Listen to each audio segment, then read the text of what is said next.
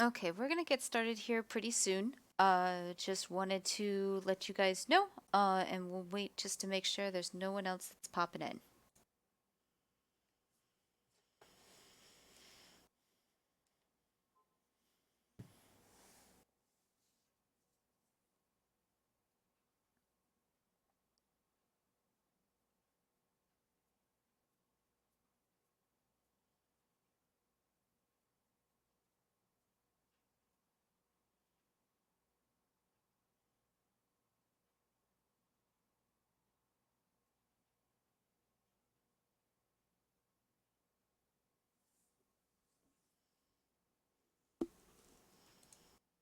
Okay, so we're gonna go ahead and get started. First and foremost, I just want to make sure if you guys can react with whatever reaction you want, just to make sure you guys can hear me okay? Could be a smiley face, thumbs up, check mark. Okay, perfect. Chloe, can you hear me okay? Perfect. All right. So, welcome to the Zentangle method. This is a fun little enrichment class that I have taught for at least a couple enrichment sessions now. My name is Miss Laura St. Ange. You can call me Miss S, Miss St. Ange, Laura. I mean, it doesn't really matter. I'm okay with whatever. Here in the presentations box, I do have my contact information here. So if you ever need to get a hold of me, my phone number is listed there as well as my email address. I did make a mistake because originally I thought this was on Tuesdays and I was getting my days mixed up, so I do apologize. But it is actually Thursdays from 6 to 7 o'clock, so I do apologize on that. What we're going to be doing today is we're going to be kind of starting out with Zentangle. So you do need to have a piece of paper or a sketchbook. You do need to have a pen or a pencil to start with today. As well. So what I'm going to do is I'm going to kind of start a little bit of a spiel going on. So if you need to gather these materials, now is the time to go ahead and do that. Yes, you can use digital as well if you'd like. Now, the main thing that I did want to mention to everyone here is I was hoping to gather everyone's Zentangles that they do on a weekly basis if you guys do continue to do that. And so if you guys do, try to pick the best one that you like and take a picture of it or scan it on your printer and then send it to me via email. Because what I'd like to do is at the end of this class, I would like to have sort of like a digital kind of display board just to kind of show everyone's work as well as the progress so you can kind of see how everyone does and how it improves. In the four pane windows here on the bottom left side, I have a bunch of images here, and these ones are just close-ups of what is going to be in the presentation. So, and I also have some display things on my camera. Now, just keep in mind, I've been playing around with my camera, and it was working until we started, and now it has reverted its image. So it's just going to look a little awkward for today. I will definitely try to work on it and see if I can't fix it to make sure that it's displaying in the correct position. Okay. We're not so much going to use the whiteboard too much, so you guys don't have to worry about that. And then I do utilize the webcam mostly for this type of class as well. So just keep that in mind. I'm not going to make it large for everybody. So just keep that in mind that you'll have to enlarge it on your own. But for now, what I'm going to do is I'm just going to go ahead and enlarge the presentation. So again, if you can just re-react and make sure that you guys only have the presentation showing, that way I make sure that I'm using Jigsaw correctly because it's one of my first times that I'm using it. So,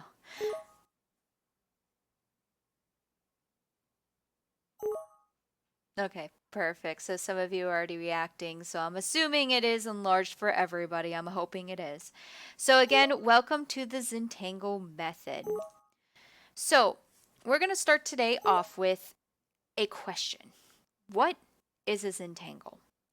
So, really, a Zentangle is a miniature abstract work of art.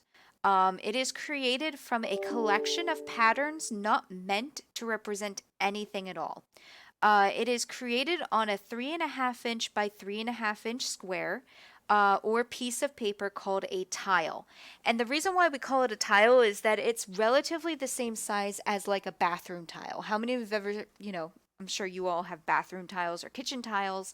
They're about the same size. And I actually have a sample of the tiles here in front of me that I will show you guys as well. This size, the reason why it's created on such a small size is to allow the work of art that can be completed in a relatively short amount of time. This process in Zentangles is more of a meditative art form rather than a final art form where you spend a lot of hours on it. Okay. There are no mistakes in Zentangle. Notice I have that here or bolded here. There are no mistakes in Zentangle. There really aren't. So there's really no need for an eraser. However, if you are a little on the weary side and want to use an eraser, you can. However, we will be using pen, and just keep in mind that you can't always, erase pen. Um, if you don't like the look of the stroke that you have made, then it does end up becoming an opportunity for you to create a new tangle or transform it into an old trusty pattern.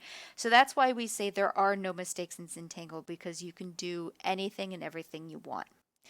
A Zentangle tile is meant to be a surprise that unfolds before the creator's eyes, one stroke at a time. The Zentangle is one of the few art forms that you intentionally do not plan out. That's one of the things here. There are no expectations and no planned goals for accomplishing Zentangle, to worry about attaining or disappointment stemming from unattainable expectations. So, with no plan to follow, there is nothing really to detract from the stroke being drawn. Okay, so you don't need to worry about making a mistake or trying to fix that mistake or anything like that. So, a little quote here from a Zentangle book that I have, because I have a few. The process of creating a Zentangle teaches us to become comfortable letting our instincts be in control. So, it does not matter that you do not know what you are doing next. Practicing the Zentangle process teaches you to look at your work from every single angle and allows you to acknowledge all the possibilities of the piece and the opportunity to make decisions as the artwork evolves. Being locked into planned goals can sometimes cause a loss of opportunity for the piece to flow naturally together. Following a plan can often leave the artwork feeling stiff, rigid, or lacking in continuity as well. Once you grasp the concepts of tangling, you can easily expand it as you travel through your Zentangle journey. And you all are starting your Zentangle journey as of today. So, Zentangles. What supplies are needed to create a Zentangle tile? There are a few supplies that you will need, so try to use the best materials possible for your work, as it is worth it and it makes the difference in the quality of work you do.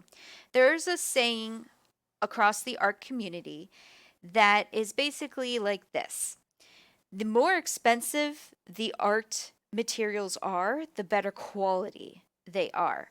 The less expensive, the less quality. Obviously, we are high school students, middle school students, elementary school students here. We don't really have a lot of money in general. So, really, any kind of material that you can get your hands on is the best kind of material. As you grow and you want to expand this and continue this throughout your life, if you do, obviously you don't have to, then you'll definitely want to consider purchasing some of the more higher quality type materials. So the first type of material is paper. Okay, so there's a lot of different types of paper. Some of you may be sitting here thinking, but Miss S, what about just printer paper or, the back of my homework or whatever? Yeah, those papers can work. However, there are some types of papers that awaken our senses by the feel of the paper, the texture of the paper, and the weight of the paper.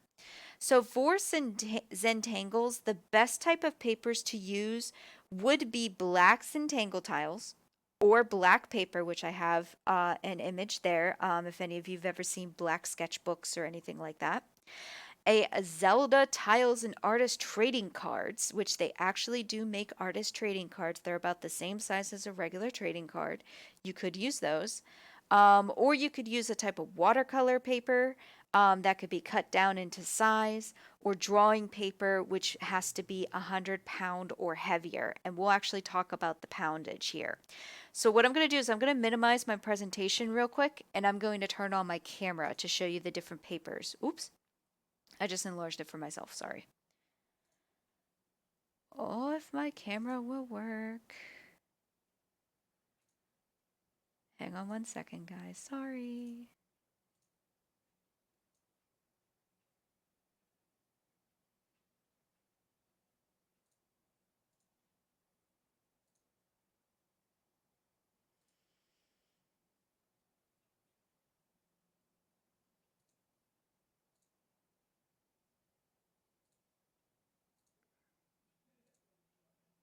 Sorry, for some reason it's just not working now. And I'm not sure why. Let me try reloading the page here. I apologize.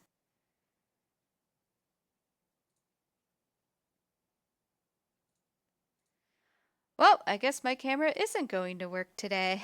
Oh no.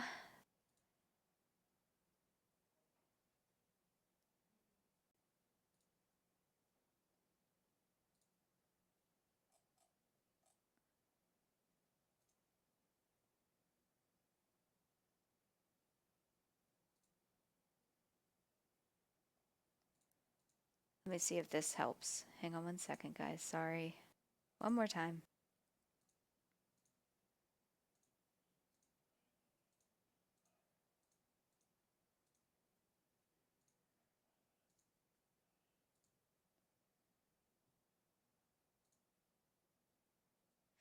Nope, it won't allow. Oh well, that's okay. We'll figure it out for next time. Either way, basically what I mean by a pound or weightage of a paper. How many of you have ever felt paper that is really super thick? And how many of you have ever felt paper that's really thin? And if you have, can you name the type of paper that you were touching or that you can remember?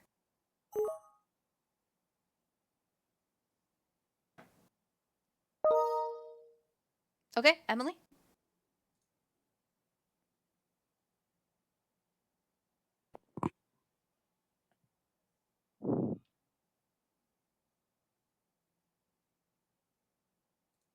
Oh, I didn't hear anything. I don't know if you were trying to talk. Cardstock.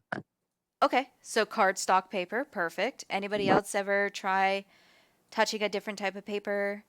Chloe responded with origami or painting paper. That's a perfect type example of paper. What about watercolor paper? Have any of you ever felt like really thick watercolor paper before?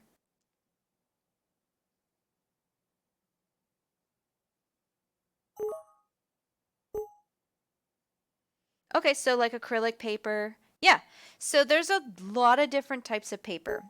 Specifically for watercolor paper, it tends to be pretty thick and very toothy or rough. However, watercolor paper comes in 3 different types. You can get a very rough, toothy surface, as I call it. What I mean by toothy is that it's bumpy.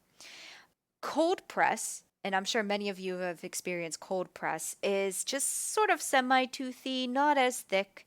And then there's hot press watercolor paper, which is very smooth. In drawing, every single type of drawing paper, there is a little bit of tooth in that paper. It's not as extreme as watercolor, but there's still a little bit of tooth with it. The paper that I have here listed, which is Bristol, right here on the top corner, smooth Bristol is just as it sounds. It's very smooth. A pen can literally just go from one end to the other without any kind of skips or bumps or anything like that. The vellum type Bristol paper is that toothy kind of surface, kind of similar to the drawing paper down below. And then usually with the black papers, they tend to be pretty smooth for the most part. So when you're looking at papers, doesn't have to be for this class, but when you're ever looking at artistic papers, you definitely want to feel the difference of the papers because we use our senses for that. And when you feel it, you can definitely tell the difference. So for us, I mean, regular printer paper is perfectly fine, a little bit of a heavier tooth, any type of paper that will allow ink and will not bleed through. That's the main thing. Printer paper can sometimes bleed through. But if you can get your hands on any type of paper, cardstock, watercolor, type of heavy drawing paper, anything like that, then they're good to go for any type of Zentangle drawing you want to make.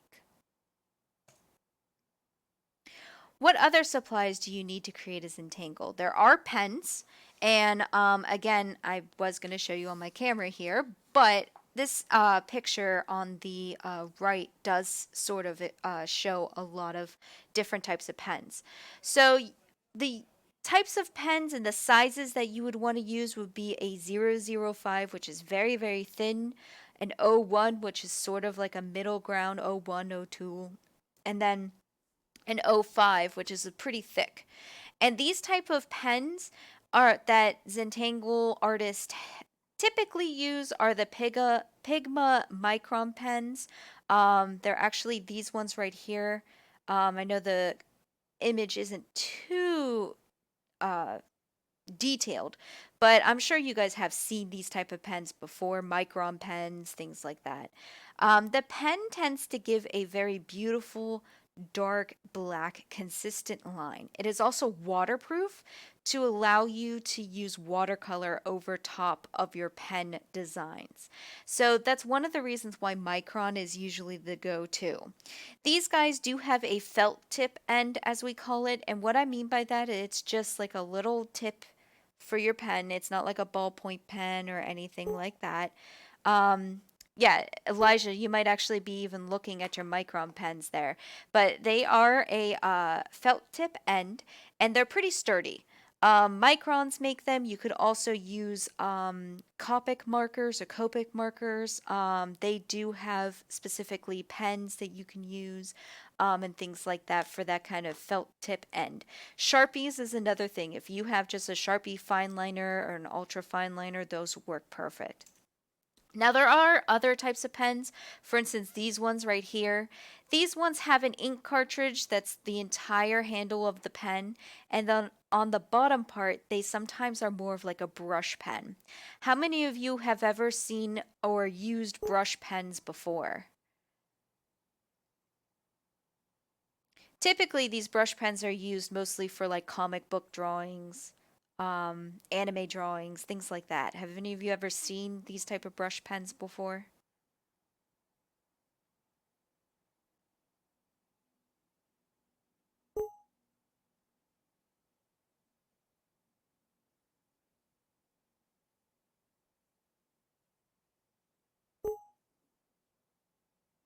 Okay.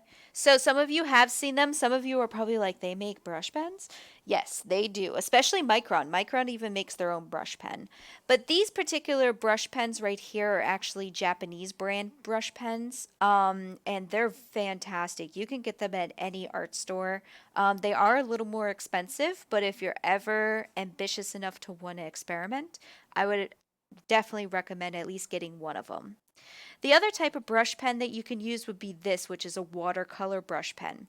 Basically, what this means is that the handle of the brush can hold water. It's like a traveling water reservoir. And all you have to do is just squeeze a little bit of water out, put it right in the cake of the watercolor or the ink or whatever that you're using, and then the brush will pick up the pigment and then you could put it right on the paper just like regular painting.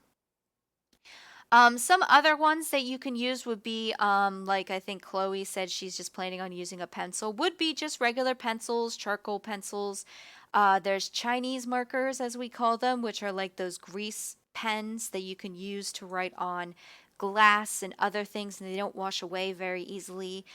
You could use charcoal mark or charcoal pencils, as well as pastel pencils. The other type of pens are these fun ones here, which are the jelly roll pens. How many of you have ever used gel pens or jelly roll pens before? You can give me a green check mark or you can type it in the chat. Okay, Emily?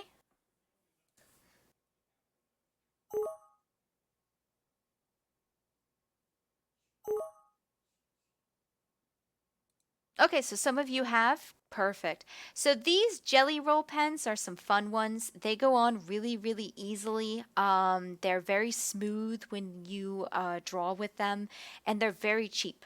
I have a couple actually in front of me. Again, like I said, I was going to show everybody what they look like. But you can use jelly roll pens. You can even use, if you ever have a Faber-Castell Pitt pen, they do make those white pens that work great. And the reason why you would use these jelly rolls, especially white, would be on the black paper. Sometimes Zentangle designs will really pop out when you've basically inverted the colors. So instead of having white paper with a black pen, you have black paper with a white pen. And it ends up making the design really pop out. It's really interesting. And then this is just a sample of the tiles and what they look like. Again, just drawing 3.5 inch squares, cutting them out, anything like that, that'll work as your Zentangle design. Other types of things that you can use would be like pencils and sharpeners. Typically, for the pencils, you want to use a range between 2H and 2B. So let me ask you this. How many of you ever used the standard yellow pencil? And I'm sure you're all thinking about it. Yeah, good. And so it's that standard yellow pencil with like the pink eraser at the top with a little bit of, I think it's like green that holds the eraser and everything. That particular pencil, if you ever look at it, it's considered the number two pencil, right?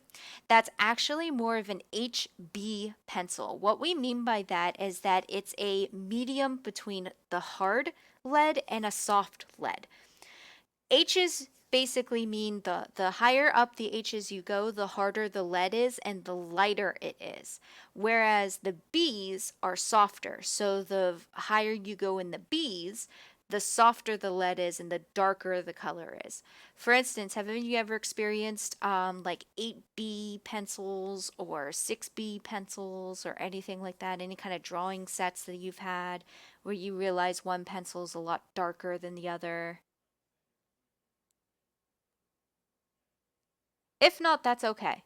But typically, when you get a drawing pencil set, you do get those ranges of various pencils. Typically, for Zentangle, we want between a 2H and a 2B pencil. Now, if you're just using a regular number 2 pencil or a regular pencil, typically those are usually HB, which is perfectly fine. That's usually the standard. Now, for a pencil sharpener, any kind of pencil sharpener will do. However, my recommendation and what I've experienced in the past for myself is the Prismacolor dual pencil sharpener or the Cum metal sharpener. Both of those are really, really good with pencils. They're really good with colored pencils and pastel pencils as well.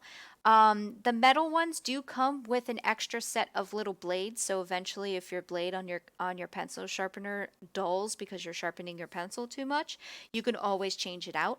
But the Prismacolor one does give you two different points. One's more of a fatter point with more of the lead exposed, and the other one is more of a thinner point with less lead exposed.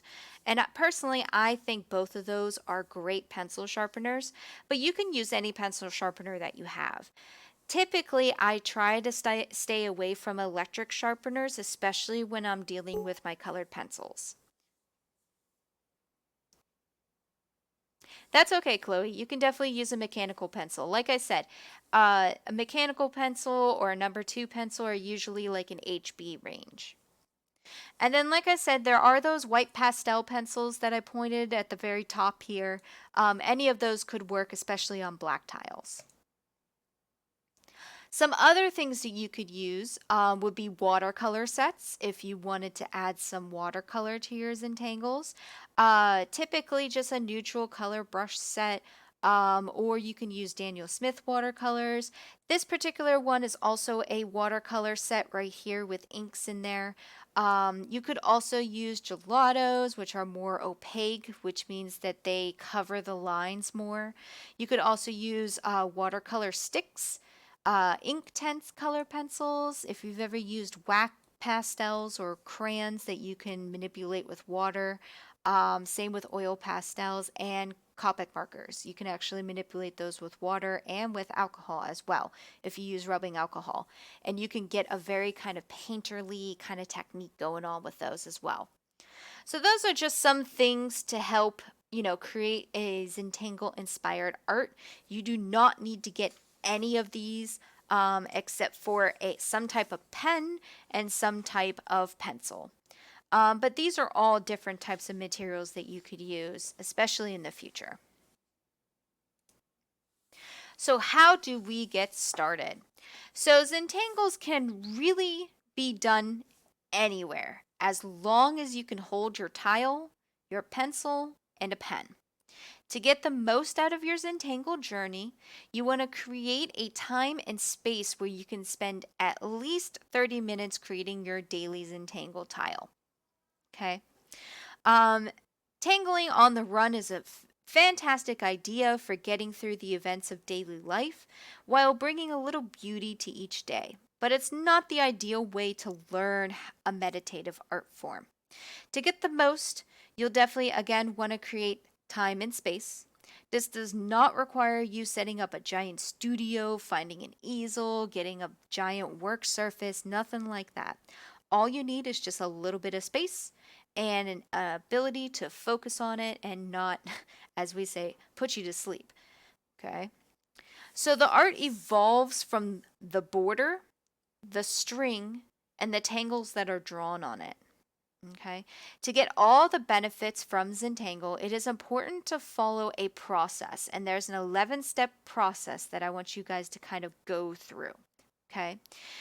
These simple steps will naturally progress from one to the other with no need for planning.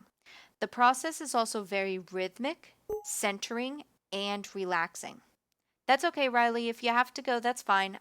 Again, I'm going to be recording this and putting it on YouTube, so if you need to watch the end because you had to leave early, that's fine.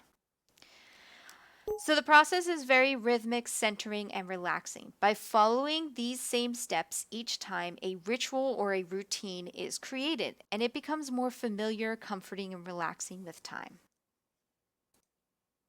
So, what is this process? The first part is this, and I want everybody to stop what you're doing, and this is what you're going to do. First, I want you to relax. Roll your shoulders a little bit, maybe stretch your neck out a little bit, turn it to one side, turn it to the other. Stretch a little if you have to, which I'm doing as well. I'm actually stretching right now. Oh, yes. Stretch your arms out, whatever. If you have to stand up and stretch, but make yourself comfortable. The second step is to breathe. Take a few minutes to take in nice, deep, big breaths in and out and smile. Remember to enjoy this moment. Okay? As you can see, Zentangles is that meditative side, and some of you might have done yoga before, and this is sort of like combining both. It's kind of fun. Number 3, examine and admire your tools and your paper and appreciate the time to create. So for instance here, I have several of my materials out in front of me. Again, can't show you on the camera because the camera doesn't want to work today. But I have all of my materials out. I have it lined up. Everything is set and ready to go for where I want it to be. Now, this is your first step. So at this point, I want everybody to get their first piece of paper on your sketchbook. And I'm actually getting mine out right now. And what I'd like for you guys to do is I want you to just kind of eyeball a square as best you can. Any kind of square. It doesn't have to be exactly 3.5 by 3.5 inches. However, try to make it relatively big. Typically, 3.5 by 3.5 inches is about the size of your palm. So what I want you to do is I want you to create a square, and with your pencil, create a light dot in each corner of your square. Just 4 dots. 1, 2, 3, 4. When you've done that, give me a green check mark.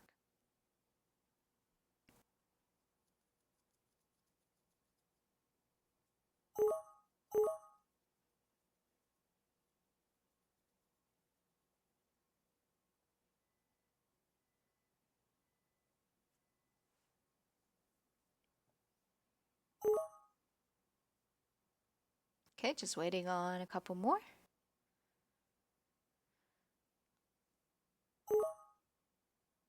Perfect. So your Zentangle square should look something like this one right here. Have 4 dots, and that's it. Now, what I want you to do is I want you to connect these dots, but don't worry about being perfect.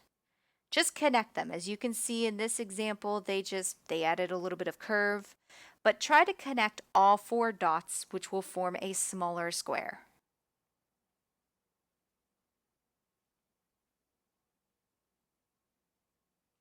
And when you do that, go ahead and give me the 3 thumbs up.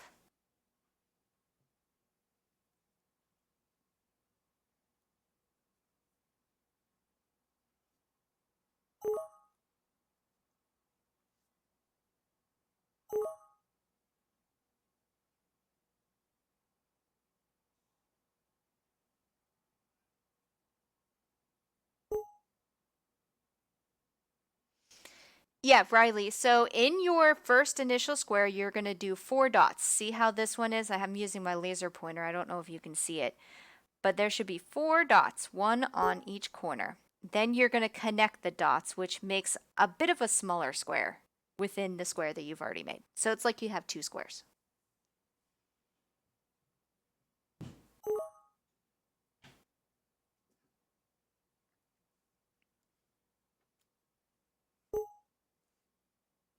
Yeah, it's kind of like more of an off square because the lines aren't perfect. So once you have that, go ahead and give me a thumbs up just to make sure that everyone is on the same page.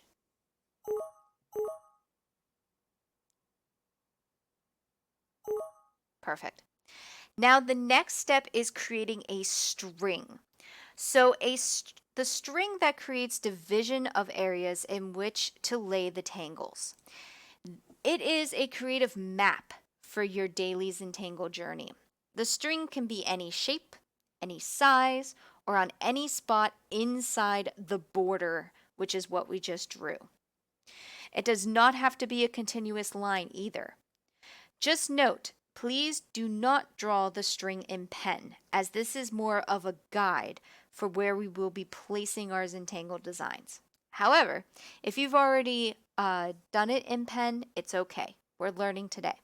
But here, for instance, in our little sample, someone went down almost like a V, did a small loop, and then looped it up and around. So at this point, what I want you guys to do is I want you to draw a string, however way you want to draw it. Once you have completed that, then go ahead and give me that green check mark again. We're going to bounce between a couple symbols.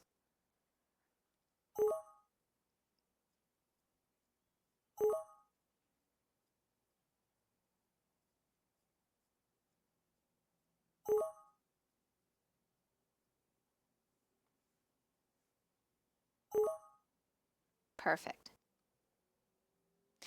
Now, this is the point where you would pick up your micron pen and you would turn your tile and examine the pattern that the string makes for each angle. Follow your impulse.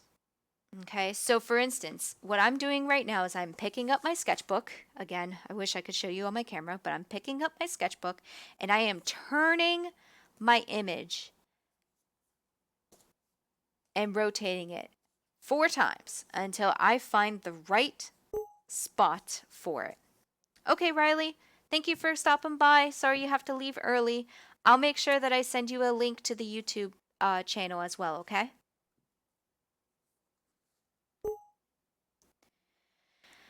Once you find a spot for that Zentangle, for that string, that is where you will begin to fill in various patterns.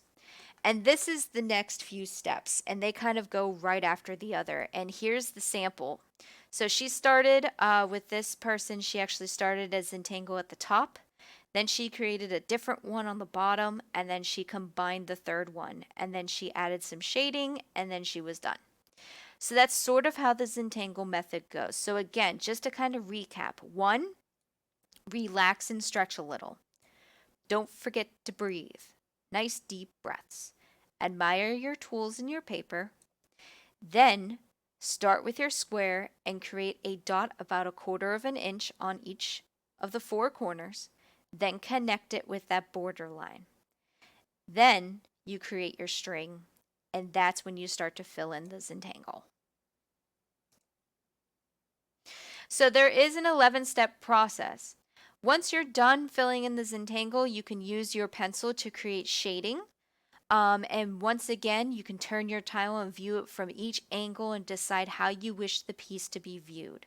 Then 10 out of 11 is to reflect on the piece that you created and appreciate it, not just up close, but far away. And those are the last 4 steps. So here, for instance, in this sample, this is actually a drawing that I did from a Zentangle class last spring. So I took a picture of it for you guys and just wanted to show you what it looked like and in general.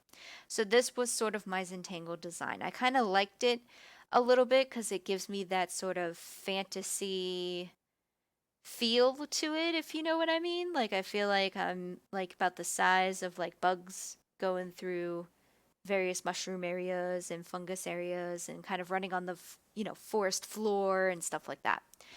So that was sort of the Zentangle tile that I wanted to experiment with you guys and show you guys what it looks like at the end. Any questions?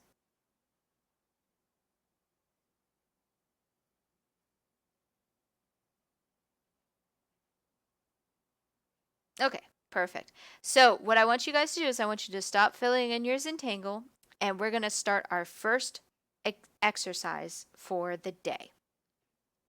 So we're going to get acquainted with your tools. This is project number 1. Our first project is that we're going to give you an opportunity to become acquainted with your tools and the feel for the pen of your choice or the pencil that you are using while creating a mark that identifies a completed tile as your own. For instance, on the first page of your unused sketchbook, I want you to play around with your initials. Eventually, you will create a unique signature that you can use sort of like a stamp to your tile. So for instance, there's this example. This person's initials was BK. And as you can see, they came up with a lot of different uh, ways of combining their first and last initial. Again, if my camera was working, I would show you what I came up with. And I'm hoping that I can show you guys here next week. But basically what I want you to do is I want you to just create just a small square again. You don't need to worry about the dots or anything like that, but I want you guys to kind of play around with your initials. Think about it. You don't have to include your middle initial, it could just be your first or last initial. And kind of come up with a really kind of interesting design that you will take with you and sign your work moving forward with that type of design. Now, you don't have to figure this out right away. This is something that you can kind of play around with when you're, on your off time, if you're just kind of wanting to just kind of get away from everything, if you just want to kind of sit down and just kind of doodle, definitely work on your initials and doodle it. By next week, I want you guys to try and have your own unique little signature, okay? Any questions on how to work on your signatures?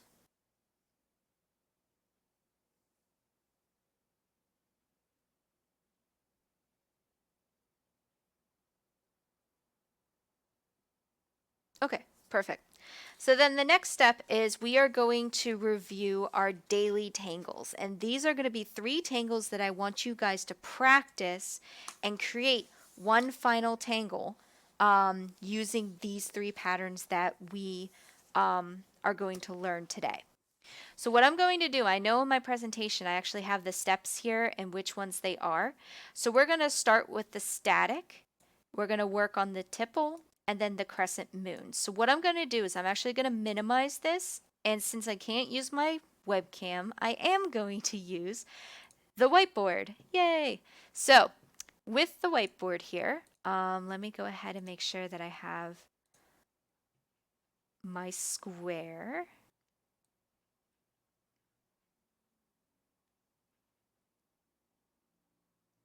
And hopefully you guys can see this. It's not perfect, but it's there.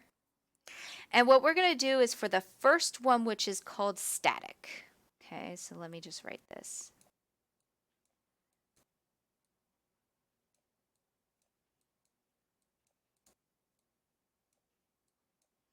Okay.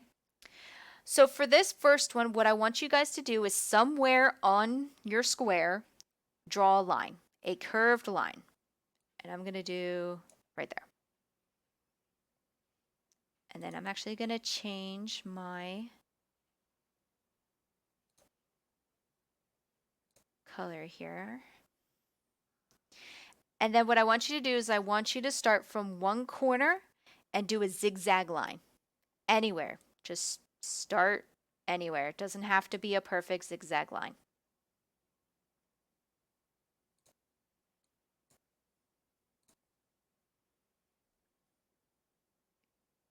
Now what I'd like for you to do is wherever your curved line is, like this one right here, I want you to fill in the opposite side. So what I mean by filling in the opposite side is that you're just going to follow the pattern as best as you can. Doesn't need to be perfect. Doesn't need to be super close together. Doesn't need to be far away.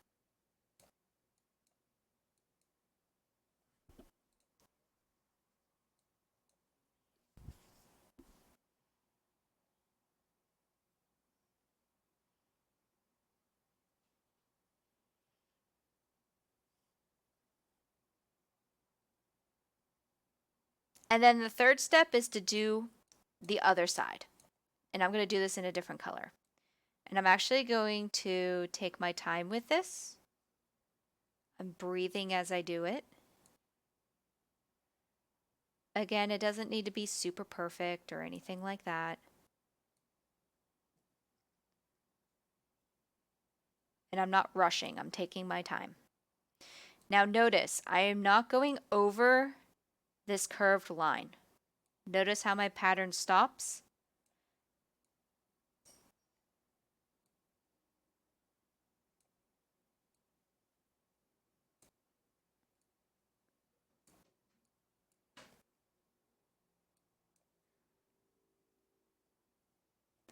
And then what you can do is with your eraser, and hopefully this doesn't erase the whole thing. Whoops. Whoops. Oh, I guess it's not going to. Well, with the eraser, you can erase that line that you made. This curved line, you can erase that. And then the last step is to add some shading. So for instance, with this zigzag pattern, I kind of like the sort of mountainy kind of shading that you see specifically in this static one right here at the top corner on my presentation. So I'm going to take my marker or my digital thing and just kind of create a little bit of shading. Granted, this is digital, so it's not going to look as good, but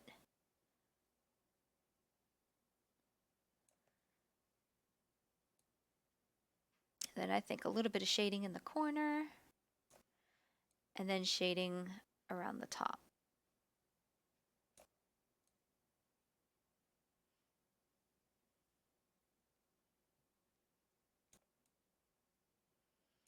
And notice how even with this digital tool, which is fantastic to use, you can layer your shading.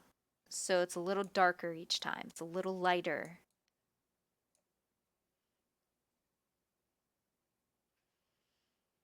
And that is the static pattern. Anybody have any questions on the static pattern? Go ahead and just react with a red X if you don't have any questions and you're ready to move on.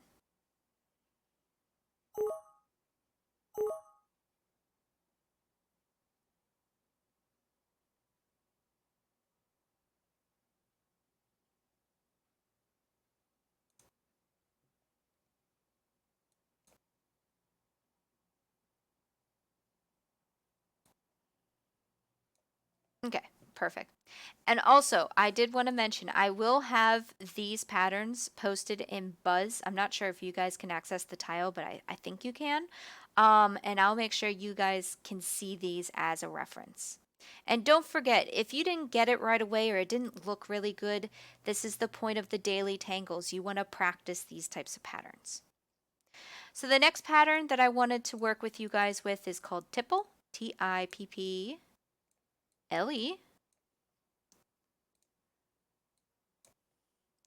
So again, I'm going to have my square.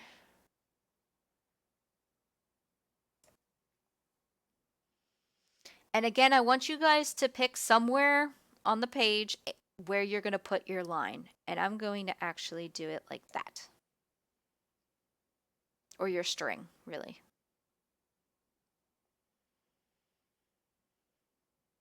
And then the first step after you do your string is I'm going to fill it with circles.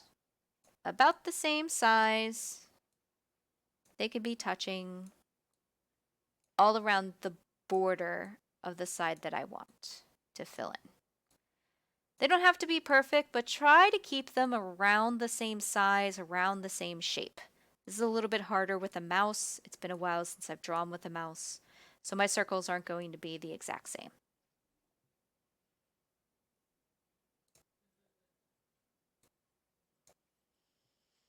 Then you're just going to fill the inside with the same circles. You can adjust them a little bit, make them a little smaller if you want, a little bigger. Try not to overlap them. Here I made a little mistake, but let me see if I can't delete that there. But try to fill it in as best you can.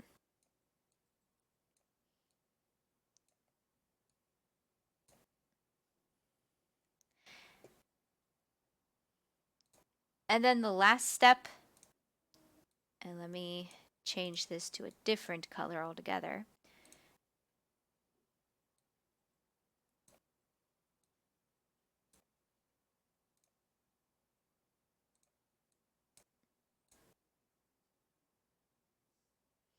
Is you're just going to fill the spaces with little circles until all the spaces are relatively full.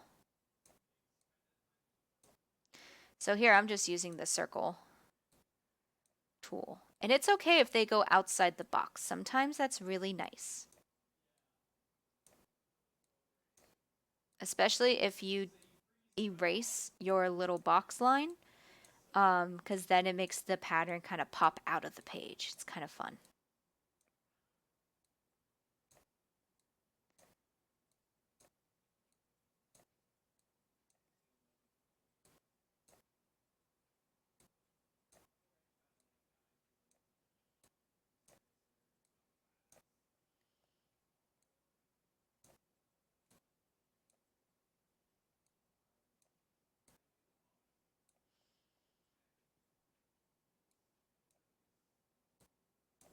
So it kind of looks like mine.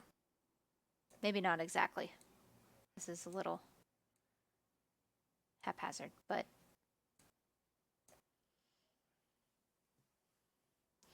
and then the last thing is, of course, shading. Adding some shading, three-dimensional design, things like that. So what I'm going to do is I'm going to shade here, here, and here, and here. And then I'm going to make my line maybe a little thinner, add a little more depth to it since I am layering this one.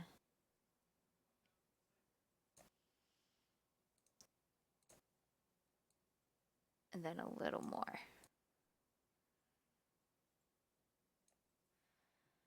And then there is the tipple design.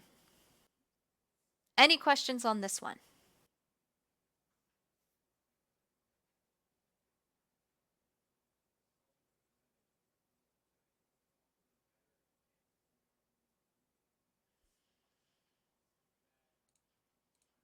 Again, it's pretty straightforward with this.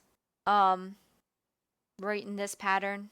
And here, let me actually enlarge this so you guys can see it. So you can see that there's circles and then there's tiny circles and then some shading involved. And same with the static, it was just one side was shaded. The last one, which is Crescent Moon, is pretty straightforward, and personally, I think this one's pretty fun. So let me go ahead and delete.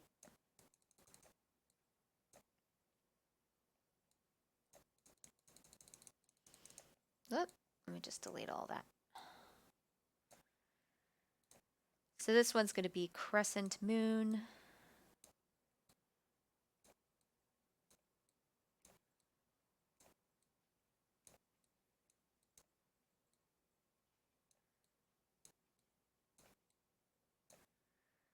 And then let me get my box.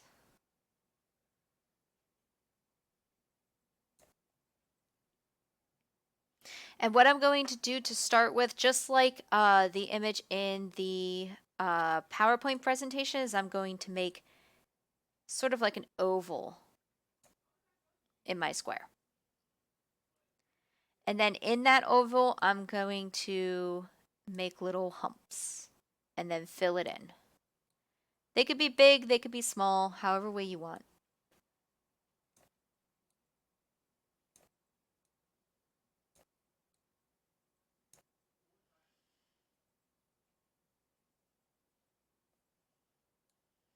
And then my little squiggles, just to save some time, is just going to indicate that it's completely full. You'll want it to make it completely full in each half circle that you put in. So it looks like the presentation.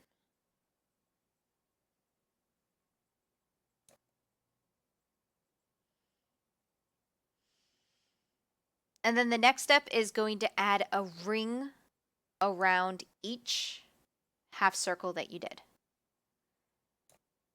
They do not have to connect. For instance, like right here, not connecting. This one almost connecting. This one is sort of connecting, but they do not have to connect.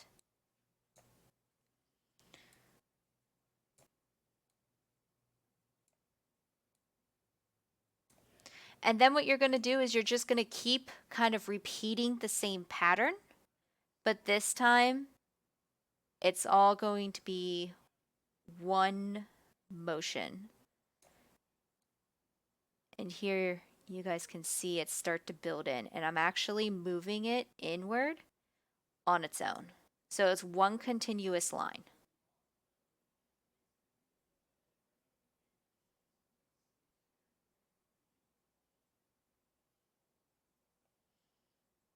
And then for shading, shading can be taken a little differently. You can definitely do the outside portion of the shading if you want. And here I'm kind of crudely drawing it. So again, I do apologize. Typically, I would show it on my camera here. And then sometimes you can even shade inside a little bit if you wanted to, just to kind of see it be kind of like receding a little bit if you want.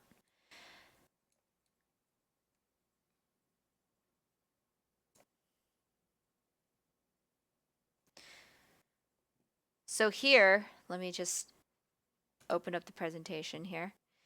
You can see how the pattern is continuous, and then you can even do some shading. This person ended up shading like every other layer, so it had like a white layer, then a gray layer, then a white layer, and then a gray layer, and they did the same thing even on the interior.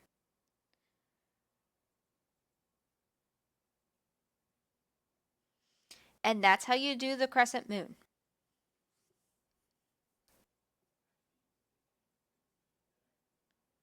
So what I'd like for you guys to do over the next week until we meet again, which is next Thursday, I want you guys to practice these 3 Zentangles.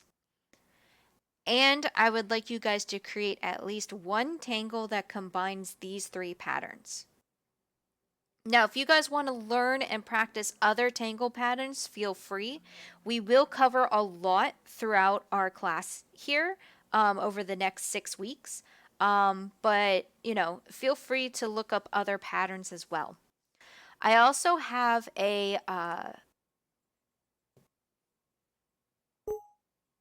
piece of paper that also has various patterns. I'll try to email it to you guys. I'm not sure how to share documents on here, so I do apologize on that. I'll have to figure it out for next time. But I will include a little packet. It does have some patterns as well as already pre-made squares, and you guys can print that out or copy and paste it and use it as many times as you want. If you want to make your own patterns, that is also okay. Feel free to make your own. Basically, Zentangle is kind of like a meditative doodling session, and that's kind of what we are doing here today and for the rest of the time here. Anybody have any questions on any of these patterns? Want me to show you how to make them again? Anything like that? Elijah says no.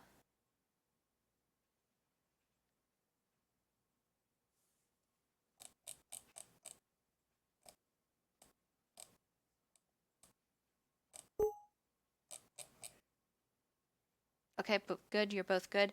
All right, wonderful. So again, next time, next Thursday at 6 o'clock, I will see you guys again. What I would like for you guys to do, as I said before, is before next Thursday, if you guys can take a little small picture of your drawings and send them to me to my email, I will make sure that I kind of compile them, and we might even take a look at a couple of the student examples as well for next week before we dive into our next session. And then hopefully, I hope my webcam will work because I really like using my webcam and having you guys follow along. So aside from that, if you don't have any questions and you guys are free to go, I hope you have a great evening and a wonderful weekend. And I'll see you guys back here next Thursday. Bye, guys.